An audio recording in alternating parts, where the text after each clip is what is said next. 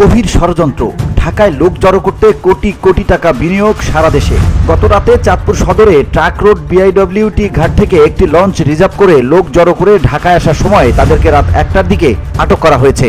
সবাইকে 500 টাকা করে দেওয়া হয়েছে নগদে এবং এমন আশ্বাস দেওয়া হয়েছে যে ডক্টর ইউনূসের বাসার সামনে নেওয়া হবে, সেখানে আন্দোলন করলে 1 লাখ টাকা করে সবাইকে নিঃশর্তে ঋণ দিবেন ডক্টর ইউনূস। দেশের বিভিন্ন জেলা থেকে লোক ভাড়া করে ঢাকায় আনা হচ্ছে। রিক্সা শ্রমিকদের আন্দোলন সহ শিক্ষার্থীদের উস্কানি দেওয়ার পাশাপাশি বিভিন্ন দাবিতে আগামী কয়েকদিন ঢাকায় আন্দোলন করে অস্থিরতা করার বড় প্ল্যান রয়েছে একটি ষড়যন্ত্রকারী চক্রের। কারা রয়েছে এই চক্রের পেছনে? VOD Bangla news desk.